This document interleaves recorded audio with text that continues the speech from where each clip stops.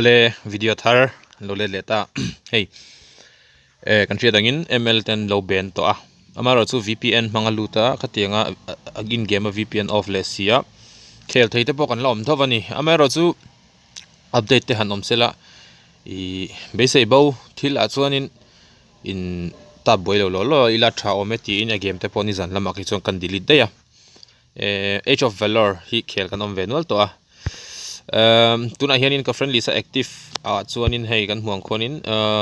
malsom ki mani hei hi gdt marki hi a khelna rei ve to hle ti hriata hei chu aba ki chu active to ki kanom lova keile karai kan noi chi ama hot clock queen m maryland ming liani beiro khum kan tiang chi herrick all zam liani pan lo khel ve tan ni hei tenacious han tiang chi ultra lecit moya lando tin 0s pada hengte po anong khel vele tan to ni hei khel hi kan nei venual tan to ani mela chu wang zonin I ange ni a game hi rin tlak lo chuang lawani moba thawania tin a game balance a tha to em atun ma anga ping stable ngai lutuk angkha ani chuang lawani ti chuan englo ka soi fi dona tuna tan zoning a basic lutukin a game hi engtiang e kalchi nge tite ka soi fi dona ni mla chong kan ri a bp2 hero mana te kanin call trina emblem mana te kanin call trina ama ro chu aov a chuanin bp kan ti gold hi hero laina ni mang tur ani lawani rod za chan chu engwange kan ti chuanin road to gloria hianin hero hi kan dong phei char char ani hei kan hmong kon khu lubu zenis krinak don phei vek tur khu heng ho kan la dong phei don chawani ti chuan enge ni weekly days ka englo hoi kan check velok kan la dong phei dona chung ho kan don phei tura chuan hero hi heta kan don tur hi kan don kim ma chuan hemi bp hi la khoi heumia lo atha kan mana tur ka saidona nei chu masabera chuan tam tak chuan hero kan du zong te kan lo lei to mai theya enga poni se kha chu enge ni kan thu ni ya amaro chu a game kan recommendations a chuanin arcana manata na man tur ti ani tani ole arcana hi ka sai fi dona ni tuna hian arcana hi helam hi enge ni helam hianin normal attacks le pierce a pecha hemi hianin critical chance a pecha tin hei hianin movement speed te attack speed te peta cheni tin hei hi chi sang omta atira chuanin dp ka da atuna hianin lokin milo sathiam lok ula unlock 400 gems in page 2 ka unlock ta chuan ka edit don ani ole ti hian om ta ni ilu tir bera chon arcana hi in shevek thonga emblem set kan naya mobile legend a chuan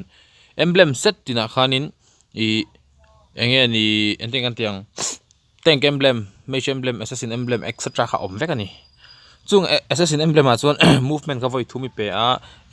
observation voi thumi pe a tiang khanin I attribute kha impact dan khai nang lo tani khatiang chi a tho khania amaro chu ala all sam le zok ani hei a recommendation kan she chon mo ti chuan tuna hianin adp ka tia chi thumin a in thena adp abp le tp na in thena ti chuan adp kan ti chu attack damage page ani ta attack damage shimin an man tur attack damage ani chuan mm kan ti chi te assassin kan ti chi te assassin mage ni lo mo assassin kan ti ang chi te fighter kan ti ang chi te an man trom top tur kha adp hi ka set ta ni chumi chu an man trom theidan tur bera tan ti in ka set ta I chuan atrocity level 3 kala ta ni atrocity level 3 vek ka mang ta ni hei ti chuan khu avai khonin 1.6% ni vain somaleng ta somalen chuan 1.6% voi som chu 16% critical chance min peta ni hemi emblem hian chuan hemi a hianin gorilla kala ta gorilla aya hianin reef te polak thei thova lo en lokila chi sang om ta colossus kan ti chi max hp pe oma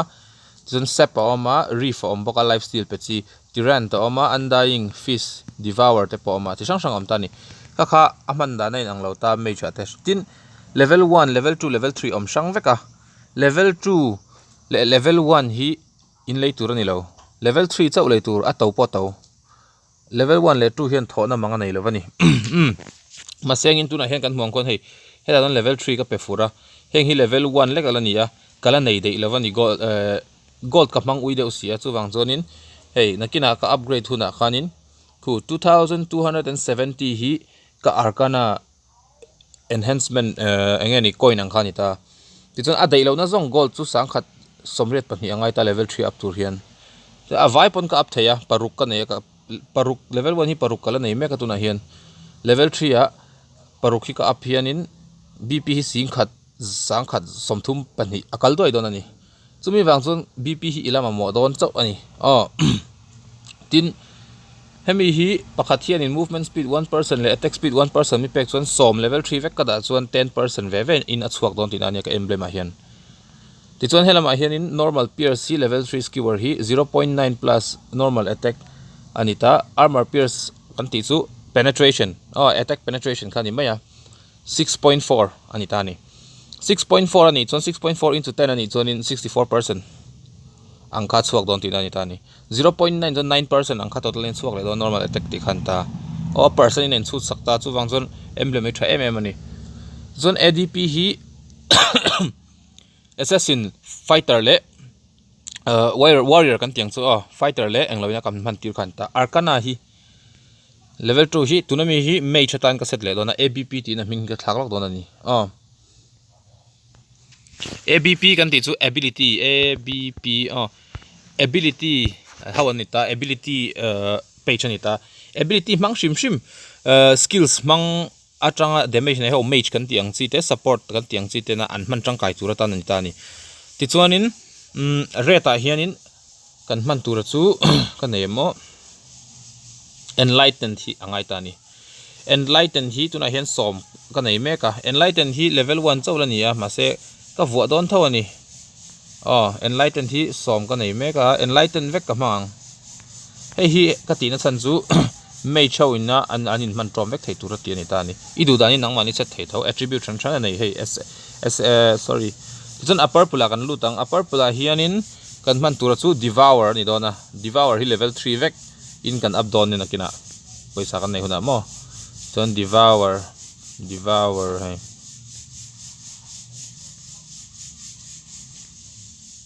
ti chuan green a ero chuanin focus le hex hi man theya hexian ability cooldown a pe a ti chuanin ability power pe boka ti chuanin focus ero hi chang cooldown speed ngor aron aim thunga ma se cooldown speed sang thunga ke chuanin I think atiang focus hi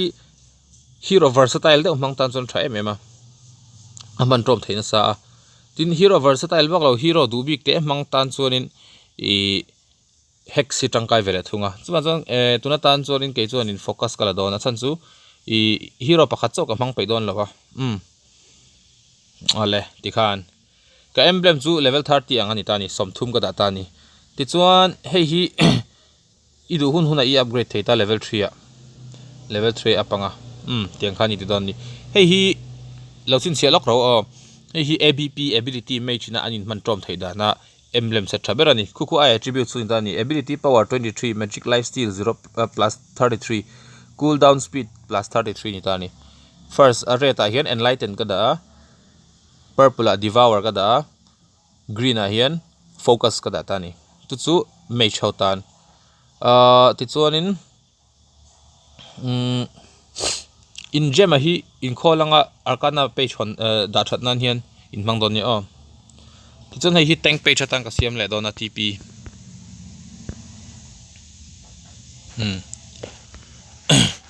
tank khawina an man tur chu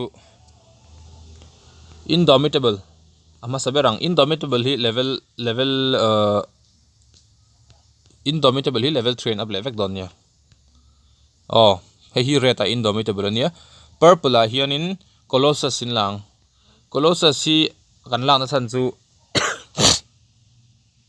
in game hian maximum armor impact thei hi 82.4 ani a person zongin tin khamian ni wang khan in build khal thei zo akha person a maximum om tlata wangin game dang ml lang lo takin chumi wang zon hp kha sang angai ta zok ani tunma hen mi tu man tiang lo dewin ni chu chumi wang chong Colossus si kan pe hang HP kan ti sang do na ni ti chuan excuse me cut meng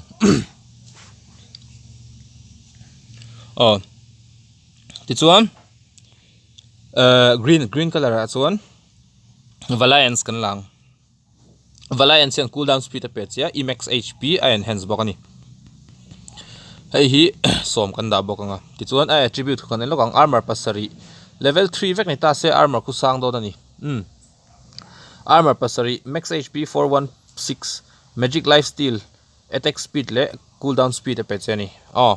idan hei hi tank zong ina anin man trom thei tura duan le hi sa pani ta ni kan fia zo em om je chu heng ida chop te hi attribute te hi nangma idu irem khom thei veka hero du bik te nei phechon khu ai attribute khu en vek la hei en thlap la ti kwan idu ber khaida thei ni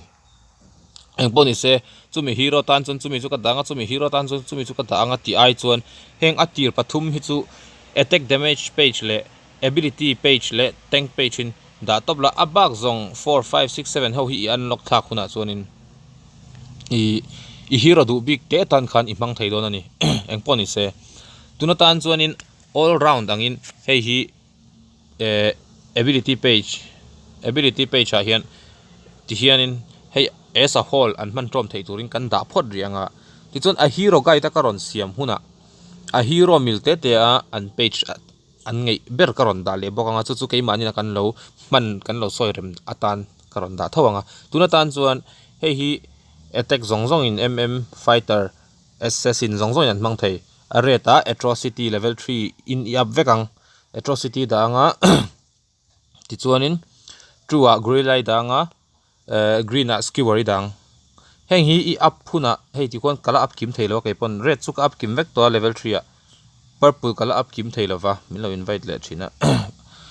purple hi ka up kim le theilova ketian paruk hi ka up kim don bp sing kha chong kaldona ma se hemi a token te khu heta headline mi hi arcana fragment te hi engeng amonia kan don ve zel awangin atlem theyang ber bp hi man ka duta ni chuti rol chon bp hi hero leinan kala mang phal chuang lo engwange free hero tam ani kan lo sin sia seng em kha te kha hei hi physical damage fighter assassin inan mantur atrocity gorilla skewer malte teng sai phenga kan du to don ya abp ability englo mage support kan ti chi ho man chi enlightened tin tank mage ang chi mage build ngai siang chiang khamo khang khom ve theta enlightened devour focus hengin mantur tin in fiatur chu in arcana hi level 3 a in up vek don ya level 1 ala om vek atuna hian upgrade arcana in tianga ti chon chu level 2 ni loin chu level 3 tur level 2 hen up du su up boy du su in nei dei lo chon ti khan da ula level 3 in up thei hunu in up back don ne tin i up du zat quantity kha om vek bok hei ti chuanin eka sei zo lo enlightened devour and focus focus aya hian hack samhan thei bok enlightened devour focus indule in lo ziak thamai don ne video en pakhan ale chon tank page tank thau man chi indomitable Colossus le Valiance ani Colossus le Valiance kan la san ber chu an HP ti san kan tum tank khau kha i HP sang angai achan chu armor i build thei china kha 82.4% chawani aya sang in build khal thei lawani chumi wang jok chon e HP kha ti san angai ta HP chu maximum om ve thei lawa i du za sang i build thei wangin ti chuan i kang kha arcana kan ti chu ni ta emblem ani meng chu i tips tlem kan soi fia lo kanga kan longai thla chiang don ya CDR kan build theya ML lang che in CDR hi 40% max ani 40% che kan build thei cooldown reduction kan ti kha attack speed hi 200% che attack speed kan build theya aya sanga build thei lova life steal le critical chance hi 100% aya sanga build thei lova chuan magic life steal kan tiang chi kha spell vamp kan tiang chi kha 48% aya sang a build thei lo boka movement speed a hian 800 units per second aya chakin boot hi apek thei lawa boot zong zong pola la 800 unit per second chi ain la dona a aya chakina tlan thei lawani armor kha 82.4% armor aya sangin ain build thei lo bok khang ho kha arcana le equipment kan build thuna kaneng lo turata na chuanin I deuh mai sela a thaw me next video a equipment kan soi fianga chumizo a hero kan soi kan da chan don nia ending video ending song ko thei hil teo teo teo teo teo teo